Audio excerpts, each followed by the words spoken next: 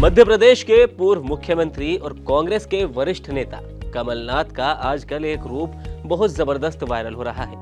हाथ जोड़े हुए कमलनाथ कंधे पर अंगोछा डाले हुए हैं, पूरे कपाल पर चंदन का लेप है। कभी महाकाल के दरबार में ये नजर आते हैं तो कभी बाबा और महंतों का आशीर्वाद लेते हुए ये दिखते हैं। हालत तो ये है कि मध्य प्रदेश में कांग्रेस के नेता हिंदुत्व के मोर्चे पर अपने व्यवहार और शब्दों से बीजेपी के नेता से कभी कभी ज्यादा मुखर दिखने लगे हैं, मानो रेस चल रही हो। कभी बीजेपी आगे तो कभी कांग्रेस इसमें आगे नजर आती है। हाल ही के दिनों में मध्य प्रदेश कांग्रेस ने राज्य के कई इलाकों में धर्म प्रकोष्ठ इकाई का भी गठन कर सबको चौंका दिया है। पार्टी पुजारियों और संतों का सम्मेलन करवा रही है। कांग्रेस के नेता और कार्यकर्ता बढ़ चढ़कर इसमें हिस्सा ले रहे हैं। अब हालत ये हो गई है कि मध्य प्रदेश कांग्रेस के वरिष्ठ मुस्लिम नेता और पूर्व केंद्रीय मंत्री अजीज कुरैशी भड़क गए हैं और उन्होंने तो यहाँ तक कह दिया है कि मुस्लिम कांग्रेस के गुलाम नहीं है। लेकिन कांग्रेस के वरिष्ठ नेताओं को रत्ती भर भी इससे फर्क नहीं पड़ा। साफ है कि मुस्लिम वोटों की लगातार चिंता करने वाली कांग्रेस उनकी नाराजगी मोल लेते हुए भी हिंदुत्व के मुद्दे पर मुखर नजर आ रही है।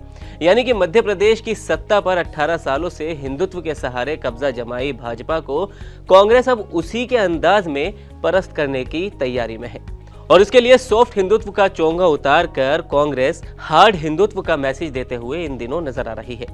कम से कम मध्य प्रदेश में तो ये रणनीति है। कांग्रेस की खुल्लम खुल्ला हिंदुत्व की झंडा उठाने के पीछे क्या वजह है, ये भी समझ लीजिए। दरअसल एमपी में मुस्लिम आबादी सिर्फ 7% है। भोपाल, इंदौर और बुरहानपुर में मुसलमानों की बड़ी आबादी रहती है, लेकिन 230 विधानसभा सीटों में 15 से 20% सीटों पर ही मुसलमान मतदाताओं का प्रभाव माना जाता है।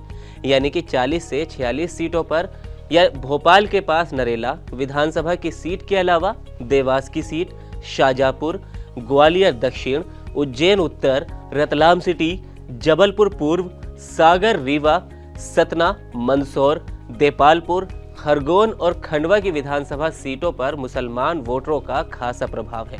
लेकिन कांग्रेस जानती है कि सत्ता में वापसी अगर करनी है तो हर हाल में हिंदू वोटों को अपने पाले में लाना होगा। कमलनाथ को आगे करना पार्टी की सोची समझी रणनीति है। कमलनाथ की छवि शुरू से ही धार्मिक कार्यों में आगे रहने वाले नेताओं की रही है। कमलनाथ ने छिंदवाड़ा में सालों पहले हनुमान जी की भव्य प्रतिमा स्थापित की थी।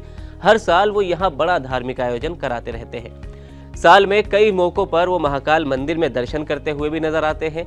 यानी उनकी छवि एक धार्मिक चरित्र वाले नेता की है जो कि धर्म के कार्यों में हमेशा आगे रहता है। तो वहीं दूसरी तरफ कमलनाथ ऐसे नेता के तौर पर भी जाने जाते हैं जो सबको साथ लेकर चलता हो। उनके मित्रों की लिस्ट में कई मुस्लिम चेहरे हैं। मुस्लिम नेता उनके साथ खड़े दिखते हैं, यानी कि वो मुस्लिम समुदाय में भी खास लोकप्रिय माने जाते हैं। कमलनाथ ने खुद को ऐसे ही नेता के तौर पर स्थापित किया है। यानी कि कांग्रेस की रणनीति ये है कि वो हिंदू वोटरों के साथ साथ मुस्लिम वोटों पर भी अपनी नजर रखे हुए है। हालांकि ये करते हुए वो कतई मुस्लिमों के प्रति कम से कम मध्य प्रदेश में झुकाव रखते न हुए नहीं नजर आ रहे हैं। यानी लाइन बिल्कुल साफ है, कांग्रेस के लिए हिंदू वोट जरूरी है। तो अब सवाल ये उठता है कि क्या कांग्रेस का ये दांव चल सकेगा? क्या बीजेपी के खाते से वोट कांग्रेस के खाते में ट्रांसफर हो पाएंगे? क्या चुनाव में इस बार सिर्फ हिंदुत्व कार्ड ही चलेगा या पब्लिक विकास के मुद्दे पर भी वोट देगी?